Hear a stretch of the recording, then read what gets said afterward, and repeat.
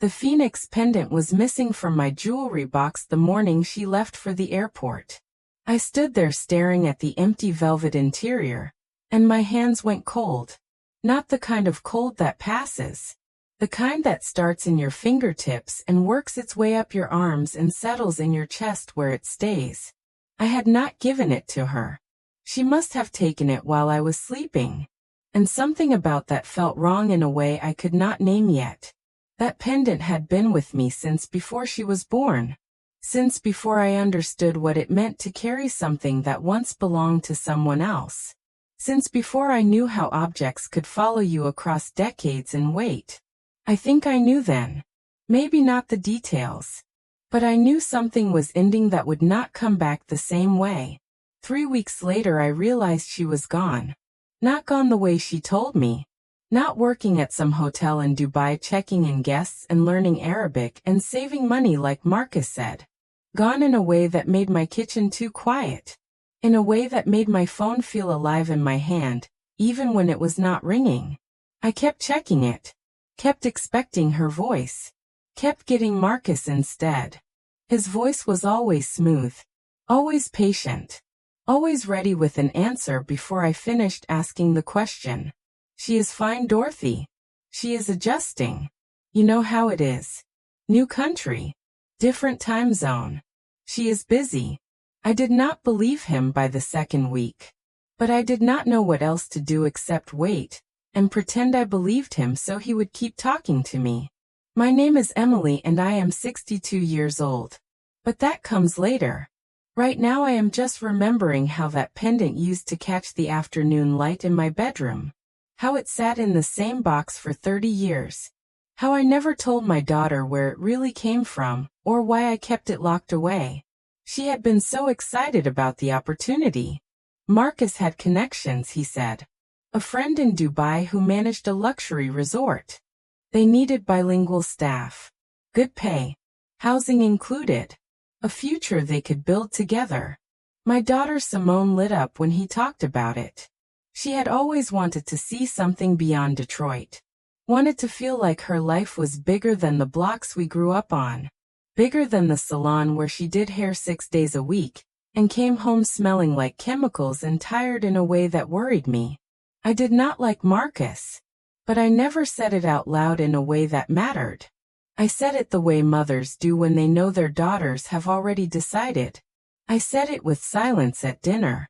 I said it by not asking him questions when he visited. I said it by folding laundry in the next room instead of sitting with them. And I think now maybe I should have said it differently. Maybe I should have found the words that meant something instead of the silence that meant nothing to her. But I was afraid she would choose him anyway. And I think I was right to be afraid. He was charming in a way that felt rehearsed.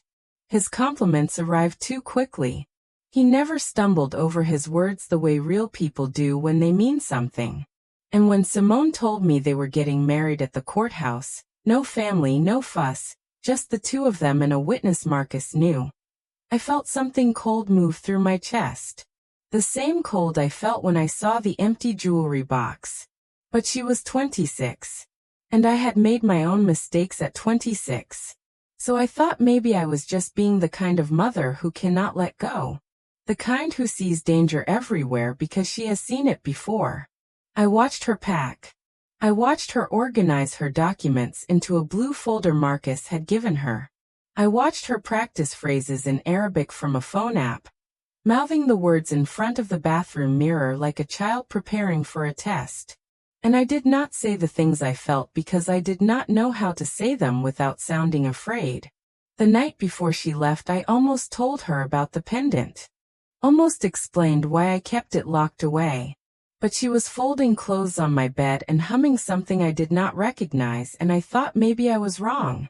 Maybe Marcus was exactly who he said he was. Maybe this was just my fear talking the way it always did when my child moved towards something I could not follow. She hugged me at the door that last morning. Marcus was waiting in the car with the engine running. She smelled like the coconut oil she put in her hair and the lavender soap from my bathroom. She told me she loved me. She told me she would call when she landed. I watched their car disappear around the corner. Then I went back inside and saw the jewelry box open on my dresser. And I stood there looking at the empty space where the pendant should have been.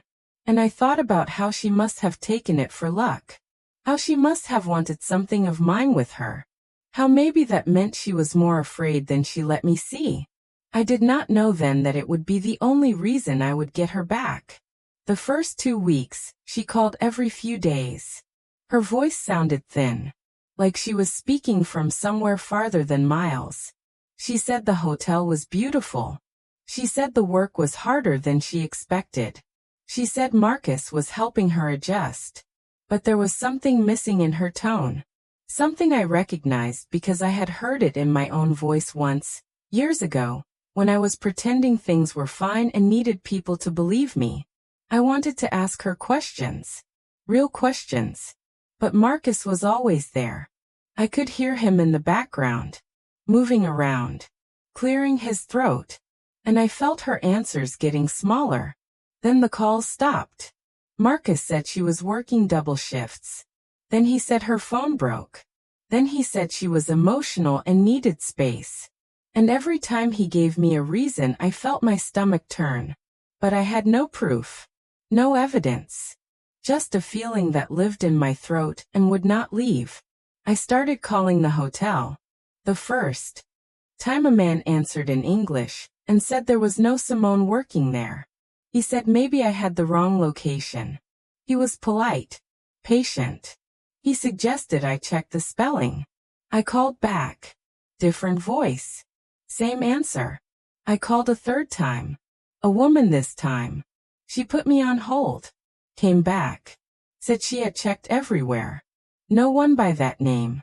Was I sure about the hotel? Was I sure about Dubai? I was not sure about anything anymore.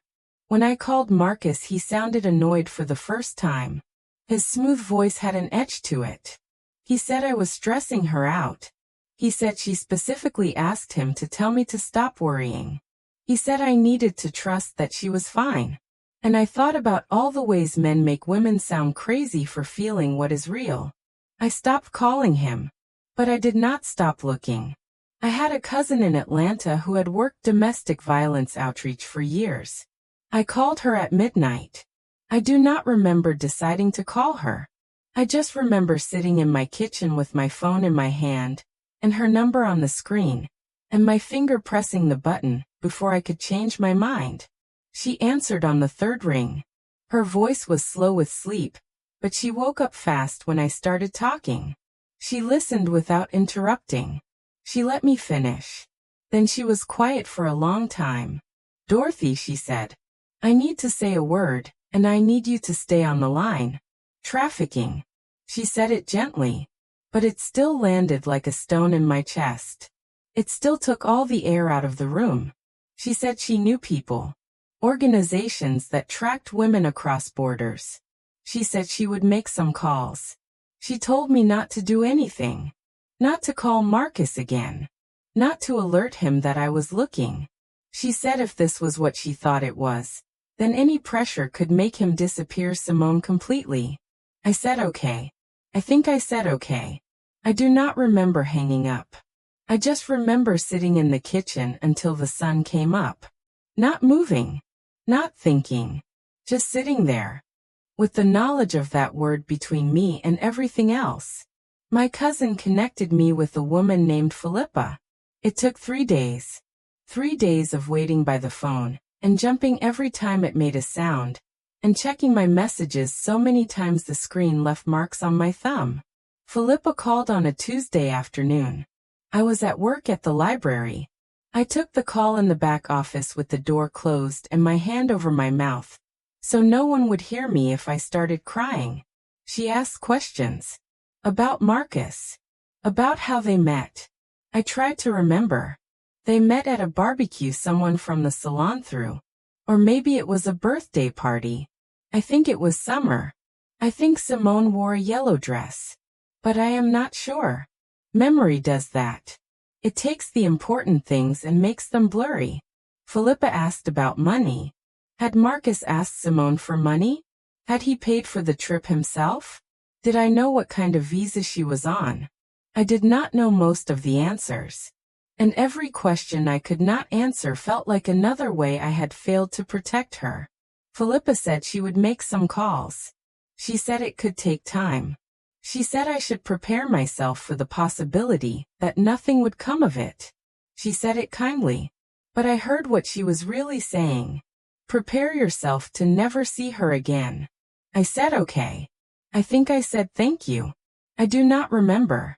I went back to the circulation desk. I checked out books. I smiled at patrons. I renewed library cards. I moved through the rest of my shift like I was underwater. And when I got home I sat at the kitchen table where Simone used to do her homework, and I looked at pictures of her on my phone until my eyes burned. I did not eat much during those weeks. I think I lost weight. People at work started asking if I was feeling okay. I told them I was fine. I told them I had a cold that would not go away. I told them a lot of things that were not true because the truth was too big to fit into a conversation at the circulation desk. At night I would lie in bed and imagine worst-case scenarios. Then I would try to imagine something better. Then I would realize that imagining did not change anything. So I would just lie there, waiting, listening to the house settle, checking my phone in the dark. Marcus called me once during that time. I almost did not answer. But I thought maybe he was calling to tell me something. Maybe Simone had asked him to. Maybe this was the moment she would get on the line and tell me she was fine. But it was just Marcus, asking if I had heard from her, saying it in a way that sounded casual but felt like a test. I said no. I kept my voice steady. I did not let him hear anything. He said that was strange. He said he had not heard from her in a few days either. He said he was sure she was just busy. He said it like he was reassuring himself, or like he was trying to see if I believed him. I told him I was sure she was fine. I told him to let me know when he heard from her. Then I hung up. And I thought about how his voice had changed. How there was something in it I had not heard before. Something that sounded like worry. Or like he had lost control of something and did not know how to get it back. That scared me more than anything else. Weeks passed. I went to work. I came home. I moved through my life like I was watching it happen to someone else. My cousin called to check on me. She did not ask questions. She just listened while I talked. And sometimes I did not talk. I just held the phone and breathed and she stayed on the line. Then Philippa called. It was early morning. I was making coffee. The sky was still gray. The phone rang and I knew before I answered that something had changed. She said they had found a lead. A man in Athens. She said his name, but I do not remember it now. She said he bought women for labor. Domestic work mostly. She paused. Sometimes worse. She said he had been flagged before but never caught. She said someone in the network had gotten a tip. A girl matching Simone's description. Wearing a phoenix pendant. My heart stopped. I do not remember what I said. I think I asked if she was sure. I think Philippa said they were moving carefully. I think she said I should not get my hopes up. But I could hear something in her voice. Something that sounded like she believed this was real. I said okay. I do not know what else I said. 2 days later she called again. They had her. Simone was alive. She was in a safe house in Athens. And the man who had been about to buy her had recognized the pendant. Philippa told me slowly. She kept pausing, waiting for me to absorb it. I was sitting on the edge of my bed. I was holding the phone so tight my hand ached. I could hear my own breathing. I could hear her breathing. I could not hear anything else. The buyer was not Greek. He was older. Egyptian. He had worked as a translator for aid organizations. He had seen enough trafficking cases to recognize the signs when Marcus brought Simone to him. She was terrified. Not speaking. Not looking up. Marcus was negotiating price. Talking about her like she was furniture. Like she was something that could be bought and used and discarded. But then the man saw the pendant around her neck. Philippa said he stared at it. Said he stopped mid-sentence. Said he asked Simone in English what her mother's name was. Simone was shaking. She did not want to answer. She thought it was some kind of test. But he asked again. Gently this time. And she whispered my name. Dorothy. The man went pale. He asked her where I was from. She told him Detroit. He asked her if I had ever lived anywhere else. She said she did not know. She said I never talked about my past. And then he told her he knew me. Philippa waited. I think she wanted me to say something. But I could not speak. My throat was closed. Everything was closed. She said the man refused to complete the transaction. She said he told Marcus there had been a mistake. Made an excuse. And when Marcus left, the man contacted the network. He told them everything. He helped coordinate Simone's extraction. He stayed with her until they came. He gave her water and a blanket, and he told her she was going to be okay. And then he asked if he could speak to me. Philippa said his name. Youssef. I had not heard that name in 40 years. Youssef had been a medical student in Cairo when I lived there in the early 80s. I was young. 22 maybe. Or 23. I was working for a small nonprofit that built school libraries in underserved areas. I met him at a community meeting about water access. Or maybe it was about education. Memory blurs the details. But I remember his face. I remember the way he listened when people talked. Really listened. Like their words mattered. We became friends. Not romantic. Just friends in the way you do when you are both far from home. And trying to do something good in a world that feels too big and broken to fix. He knew things about me I had not told anyone else. About my family. About why I left Tennessee. About the man I ran from and the life I was trying to rebuild somewhere no one knew my name. When I left Cairo, I left quickly. There were reasons. Safety reasons. A man from back home had found me. Had started showing up places I went. Had started asking questions about me. I did not wait to see what he wanted. I took what I could carry and I left. I did not say goodbye to most people. I just disappeared. The way you do when staying means danger. The pendant was one of the few things I took. Youssef had given it to me a few weeks before I left. He said it was for protection. For rebirth. He said the phoenix rises from ash. He said sometimes we have to burn down one life to build another. I never saw him again. And now, 40 years later, he had seen that same pendant around my daughter's neck in a city across the world. In a room where she was about to be sold. And he had known. Philippa arranged a call. It took a few days. Logistics. Time zones. And maybe both of us needing time to prepare for a conversation we never thought we would have. When his voice came through the line, I knew it immediately. Older. Rougher. But his. He said my name. Dorothy. Just my name. And I could not speak for a long time. He apologized. Said he was sorry he could not stop what happened to Simone sooner. Said he wished he had been able to intervene before Marcus ever got her on a plane. I told him he saved her. My voice was shaking. I told him the pendant saved her. He was quiet. Then he said he had thought of me often over the years. Wondered if I was safe. Wondered if I had gotten away from whatever I was running from. He said seeing that pendant felt like a message. Like something he was supposed to receive. We did not talk long. There was too much time between us. Too many years and too many things we could not say over a phone line. But I thanked him. I told him I would never forget what he did. And he said he had only done what anyone should do when they see someone in danger. But I knew that was not true. I knew most people would have looked away. Simone came home 3 weeks later. I met her at the airport. She looked smaller than I remembered. Thinner. Her eyes were different. Older somehow. Like they had seen things they could not unsee. She did not want to talk about most of it. Not then. Maybe not ever.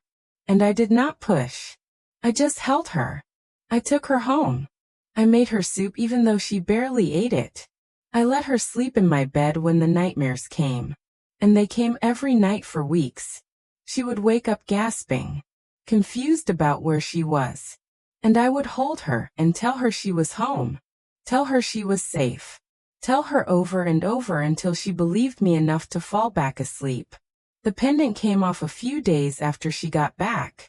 She handed it to me without saying anything. Just put it in my palm and closed my fingers around it. And I understood. I put it back in the velvet box. But I left the box on my dresser this time. Not locked away. Just there. Marcus was arrested 4 months later. There were other women. Other families. Other daughters who did not come home. The case is still ongoing. I do not follow it closely. Knowing he is in custody is enough. Knowing he cannot do this again is enough. Simone goes to therapy now. Twice a week. She does not talk to me much about what she discusses there. But I can see it helping. Slowly. She is working again. At a different salon. One where she knows the owner. One where she feels safe. She does not go out much. She does not date. She does not talk about the future the way she used to. But she is here. She is alive. And some days that is enough. I think about the pendant often. About how I almost told her not to take it that morning. How I almost locked the jewelry box. How I almost stopped her. But I did not. And maybe some part of me, some part that still remembered what it meant to be lost and afraid, and in need of something to hold on to, knew she might need it more than I did. I think about Youssef. How he carried the memory of that pendant for 40 years. How he recognized it in a moment when recognition mattered most. How one object can travel through time and hands and cities and land exactly where it needs to be. I do not wear the pendant. I probably never will. But I look at it sometimes. Late at night when the house is quiet and Simone is asleep in her room. I open the box and I look at it, and I think about all the lives it has touched. All the ways it has moved through the world carrying something I did not even know it carried. Protection. Memory. Connection. The box is still on my dresser. The pendant is still inside. And sometimes when I pass by I see the light catch the edge of the box. And I think about how small things can hold such weight. How they can wait quietly for decades. And then save everything.